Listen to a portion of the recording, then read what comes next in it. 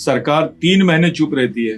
3 महीने तक के कोई मीडिया इस पे बात नहीं करता है, राष्ट्रपति बात नहीं करती है, इस पे प्रधानमंत्री जी कुछ नहीं बोलते, गृह मंत्री जी कुछ नहीं बोलते, और 3 महीने बाद अनायास वो वीडियो सामने आता है और पूरे देश को पता चलता है कि मणिपुर में क्या हो रहा है। 600 हथियार जिसको बोलते मशीन गन और ऐसे बड़ी बड़ी गन वो लोगों ने लेकर ये किए। इसका मतलब साफ है कि वो ये जो गन है अगर उन्होंने नहीं छीना है मिलिट्री से, अगर ये संभव नहीं है तो इनको दिया गया है। आग लगाने की क्या जरूरत है? उनके घरों को जलाने की क्या जरूरत है? एक एक महीने से लाश नहीं उठाई गई है। आप देखिए वीडियो आया है, एक एक महीने से। कभी सुने देश में ऐसा कहीं हुआ है कि लाशें रास्ते पे पड़ी है 1 महीने से? कोई नहीं, किसी ने कुछ नहीं किया इस पर।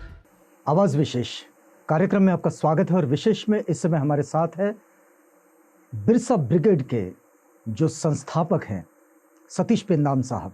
सतीश गोकुलदास पेंदाम एक ऐसा नाम है जो इंडिजिनियस पीपल के राइट्स के लिए अपने आप को दिए चला है।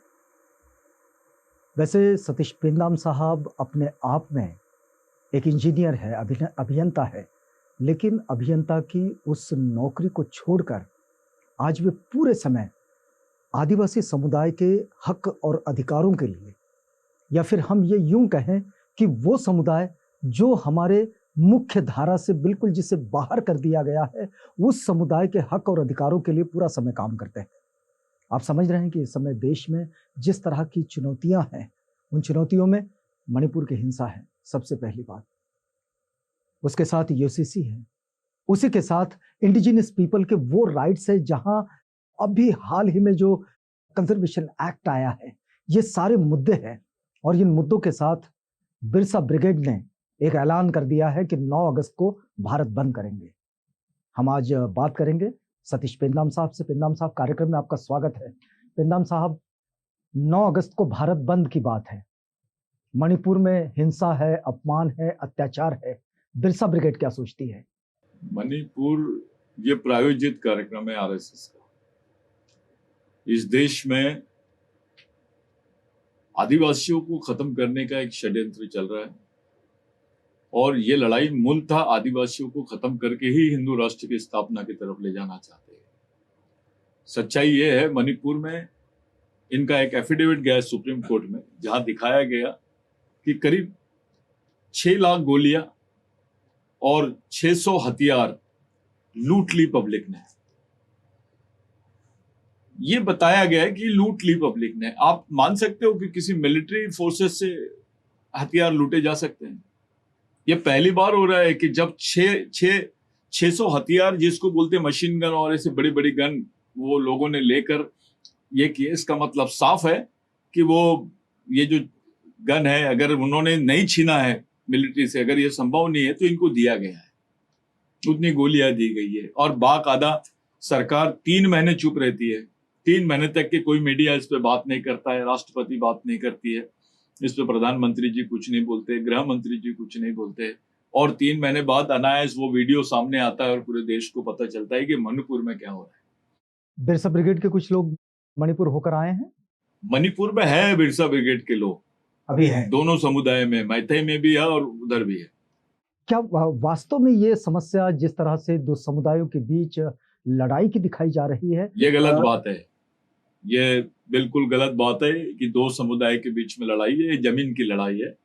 उस जमीन पे जहां पर सबसे ज्यादा ऐसी दवाइयां और ऐसे ड्रग्स होते हैं, जहां से आना जाना चाइना और इसको, उस बेल्ट में बहुत विश्व की सबसे प्रेशियस जो ड्रग्स है वो वहां पे मिलते हैं, और वहां से वो इतना इंपॉर्टेंट एरिया है। उस एरिया को खत्म करना था इनको, बड़े बड़े पूंजीपतियों को वो एरिया देना है। गुंडागर्दी करके शहर में जमीनें खाली करवाते हैं, उसी तरीके से उनकी जमीनें खाली करवाने का षड्यंत्र है। गांव आग लगाने की क्या जरूरत है? उनके घरों को जलाने की क्या जरूरत है? एक एक महीने से लाश नहीं उठाई गई है। आप देखिए वीडियो आया है, एक एक महीने से। कभी सुने देश में ऐसा कहीं हुआ है कि लाशें रास्ते पे पड़ी है 1 महीने से? कोई नहीं, किसी ने कुछ नहीं किया इस पर। मणिपुर को लेकर पूरा देश शांत है। सिर्फ वो लड़कियों के जो चीजें घुमाई गई है उसको देखकर देश में थोड़ा रोष आया है, लेकिन वास्तविकता लोग कहाँ समझ पा रहे हैं कि क्या हुआ है। ऐसे कई लड़कियों को मतलब मारा गया आप है। ये कहने जा रहे हैं कि ये वास्तव में इस तरह का झगड़ा नहीं है कि जो दो समुदायों के दो बीच, समुदाय के बीच का झगड़ा ही नहीं है ये।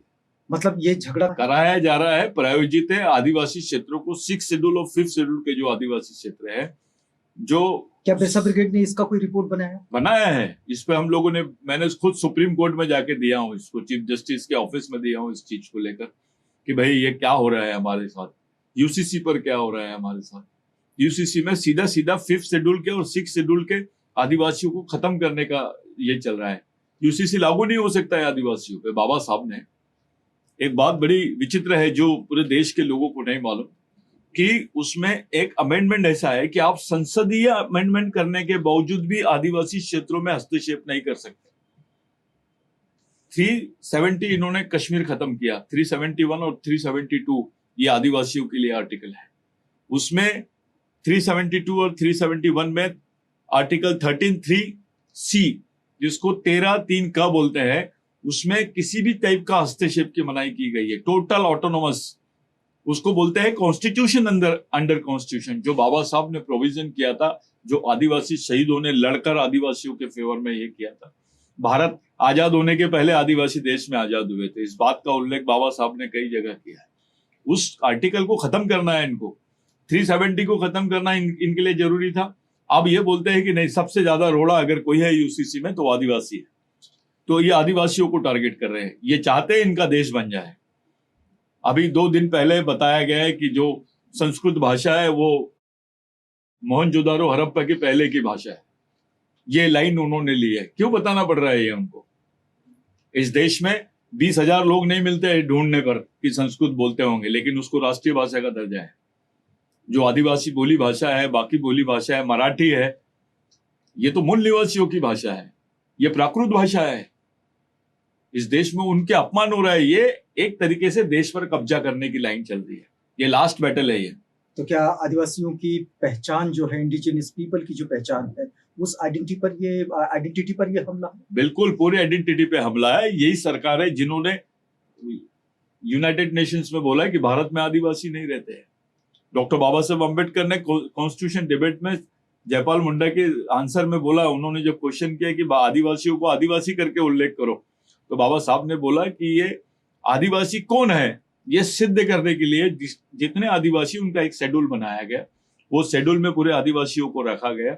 वो आदिवासी पता चलता ही अनुसूचित जनजाति के लोग हैं, उनको ट्राइब बोला गया, उनको एक स्पेशल ट्रीटमेंट दिया गया, उनको लीगल डेफिनेशन में डिफाइन करने के लिए, लीगल फैसिलिटीज और उसको लीगल फ्रेम में लाने के लिए ट्राइब बोला गया। लेकिन बाबा साहब ने बोला था कि जिनको मैं शेड्यूल ट्राइब बोल रहा हूं वो आदिवासी। और ये सुप्रीम कोर्ट ने 2010 में बोला है, 2011 के जजमेंट में बोला है कि आदिवासी देश के मूल मालिक है। एक तरफ भगवान राम, सुप्रीम कोर्ट बोलता है कि यहाँ पैदा हुए थे तो सब मान लिए देश के लोगों ने, लेकिन आदिवासी देश का मालिक है ये किसी ने नहीं माना। भगवान राम आने के पहले से आदिवासी रहते इस देश में, भगवान बाद में पैदा हुआ, पहले आदिवासी रहते थे इस देश में। यूसीसी पर भी चर्चा चल रही है। बिल्कुल, यूसीसी जबरदस्ती आदिवासियों पे लादने की कोशिश कर रहे। कोई मुसलमान टारगेट नहीं है उनका। उनको सबसे बड़ी तकलीफ आदिवासी। जमीन मुसलमानों के पास है क्या? जमीन ब्राह्मणों के पास है क्या? जमीन क्रिश्चियनों के पास है क्या? जमीन तो आदिवासियों के पास में है। और इनको जमीन ही चाहिए जहां पर रिसोर्सेस है, मिनरल्स है, खदानें हैं। गढ़चिरौली में देखिए, सुरजागढ़ में क्या हाल हो रहा है। परमिशन, इन्होंने 5th शेड्यूल को अमेंडमेंट कर दिया है, जिसमें लिखा हुआ था कि ग्राम सभा की एनओसी के बगैर आप वहां पर कोई प्रोजेक्ट लॉन्च नहीं कर सकते। इन्होंने वो अमेंडमेंट किया और उसमें बोल दिया है कि भाई एनओसी की जगह परामर्श डाल दिए। वो गरीब आदिवासियों को मालूम भी नहीं। हमारे नेता जो है वो लोग पार्लियामेंट में बात नहीं की इस बात को। लेकिन ये जो अभी फॉरेस्ट कंजर्वेशन एक्ट बना है, फॉरेस्ट कंजर्वेशन एक्ट तो हमारे पे आक्रमण है। ये तो जानबूझ के बनाया गया है। फॉरेस्ट की जमीन है, जो जमीन पे आदिवासियों की दावेदारी है, वो जमीनें अब ये लीज पे देंगे। उनको बड़े बड़े प्रोजेक्ट निकालने के लिए दे रहे हैं। जंगल किसने बचाया? ये तो आदिवासियों की देन है। जल जमीन जंगल पे पहला अधिकार आदिवासियों का था, है और रहेगा। इन्होंने भले फॉरेस्ट एक्ट बना लिया, उसको बेच रहे हैं अब जमीनें को। तो बिरसा ब्रिगेड ये जो भारत बंद का ऐलान करता है, यही तो सब डिसीजन के खिलाफ में जो हमारे साथ हो रहा है। विश्व के किसी देश में ऐसा आदिवासियों के साथ ये तो सांकेतिक बात हो गई, लेकिन इसे कानूनी लड़ाई के तौर पे फिर तो लड़ना होगा। लड़ेंगे ना कानूनी लड़ाई। विश्व, अरे हम तो अम्बेडकर की औलाद है। हम बिरसा मुंडा की औलाद है, टंटा भील की औलाद है, बाबूराव शर्मा की औलाद है, राघोजी भांगरे की औलाद है, महात्मा फुले की औलाद है, संभाजी महाराज के वंशज है हम। संभाजी महाराज हमारे वंशज थे।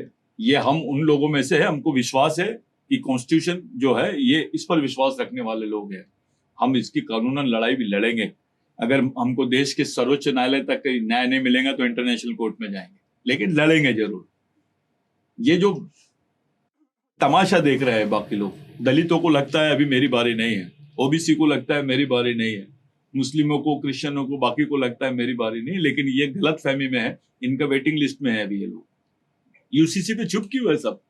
इतना बड़ा स्कैंडल होता है इस देश में, 3 महीने बाद में पता चलता है देश को। क्या देश से बाहर है मणिपुर? पाकिस्तान में कुछ होता है तो 2 दिन में पेपर में छप जाता है, इस्लामाबाद में कुछ होता है तो हमारे बड़े बड़े न्यूज़पेपर्स की हेडलाइंस रहती है। मणिपुर की घटना नहीं छप पाई। अब तो उसके आप इम्पैक्ट देख रहे हैं। बाबा साहब की जन्मभूमि है मऊ, वहां पर एक बच्ची, आदिवासी बच्ची के साथ बलात्कार हुआ, उन्होंने थोड़ा आवाज उठाया, उसको गोली मार दी और वहां हथियार लूट लेते हैं। इसका उपाय क्या देखते हैं आप? सिस्टम चेंज करना है, सरकार चेंज होनी चाहिए। आदिवासी कभी जातिवादी नहीं है, लेकिन इनके दिमाग में गलत फहमी है कि आदिवासी लड़ेगा नहीं। ये फोर्सेस डाल रहे हैं ये कि आदिवासी क्षेत्रों में तुम पैरामिलिट्री फोर्सेस को लगाओगे। ऐसा कभी जीआर बना गया कहीं देश में?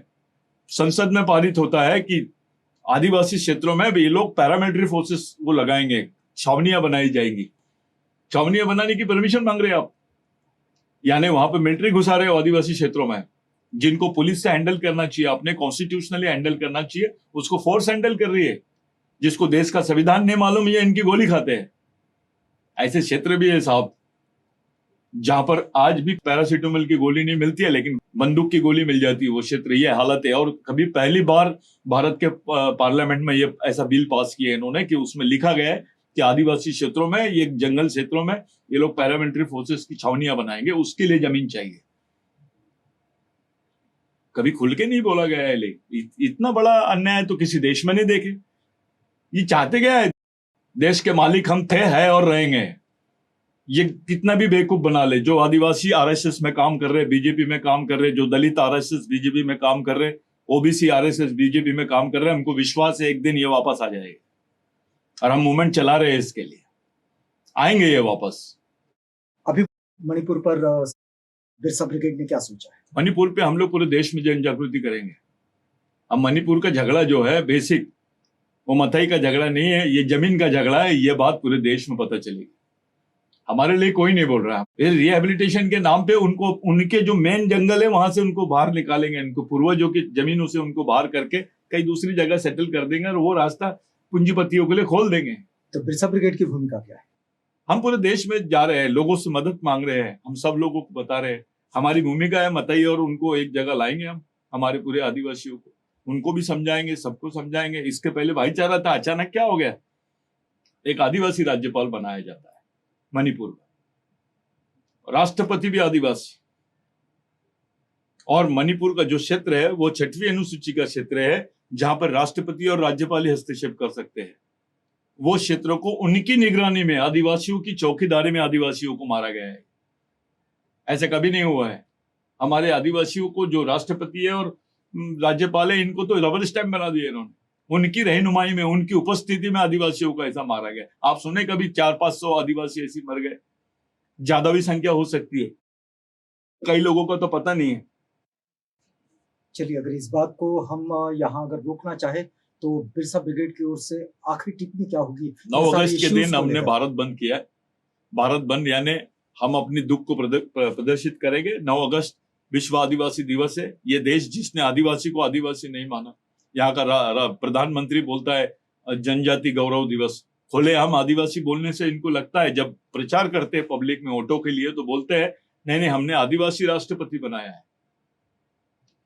आदिवासी को आदिवासी बोलने में क्या प्रॉब्लम है? आरएसएस वनवासी क्यों बोल रहे हैं? आदिवासी क्यों डर रहे हैं? क्योंकि इनकी पोल खुल जाएंगी। इस देश में इनका क्या स्टेटस है ये बाहरी है, ये सबको मालूम है। हम मालिक है इस देश के, थे और रहेंगे। We are the legal owner of this country. हम लोग इस देश के नागरिक ही नहीं, इस देश के मालिक भी है। और आदिवासी देश का मालिक है। यहाँ के दलित, एससी, ओबीसी, माइनॉरिटी, ये उनके वंशज है। और ये लड़ाई हमको लड़ना है फ्यूचर में। इसके लिए बिगड़ लड़ाई कुछ नहीं होने वाला। अगली लड़ाई जमीन की लड़ाई है, जल जमीन जंगल की लड़ाई है। रिजर्वेशन खत्म है। पहले आपके पास जमीन थी तो जिंदा थे हम, अब जमीन भी खत्म हो जाएगी, रिजर्वेशन भी खत्म हो जाएगा। आप कौन से आधार पर समाज को जिंदा रखने की कल्पना करेंगे? फिर बाबा साहब तो नहीं है, कोई फूले तो नहीं है, बिरसा मुंडा भी नहीं है। आप जीतोगे कैसे ये लड़ाई को? जमीन भी खत्म, रिजर्वेशन भी खत्म आपका। क्या प्राइवेट सेक्टर में दलितों को नौकरियां मिलेगी, ओबीसी को नौकरियां मिलेंगी, आदिवासियों को नौकरियां मिलेगी? प्राइवेट सेक्टर तो उन्हीं के हाथ में है। अभी तो आईएएस ऑफिसर को आउटसोर्सिंग करा रहे हैं ये लोग। ठेकेदारी पे आईएएस अफसर काम कर रहे हैं यहाँ पर। जो रिटायर्ड हो गए उनको भी ठेकेदारी पे बुला के काम करा रहे, 1-1 लाख 2-2 लाख रुपए पेमेंट दे रहे, आदिवासी डिपार्टमेंट में बैठा रहे। तो आने वाला समय तो बहुत बड़ा स्ट्रगल का है। ये कॉन्स्टिट्यूशन पे हमला है, इस देश के संविधानवाद को खत्म करने का षड्यंत्र है। ये किसी को समझ रहा नहीं है। ये देश के संविधानवाद को, देश की जो कंपोजिट कल्चर है और देश की जो वास्तविक व्यवस्था है उसे खत्म करने का ये षड्यंत्र है। ये कहना है बिरसा ब्रिगेड के सतीश पेंदाम साहब का। आदिवासियों के मानवीय अधिकारों के सुरक्षा के लिए और उनके संरक्षण के लिए ये आंदोलन आगे बढ़ रहा है। हम बातचीत कर रहे थे सतीश पेंदाम साहब से। पेंदाम साहब, इतनी व्यस्तता में आप हमारे साथ आए, हमसे बातचीत की, आपका बहुत धन्यवाद। जय भीम बिरसा। आप बने रहिएगा आवाज इंडिया के साथ, प्रोग्राम आगे भी जारी है।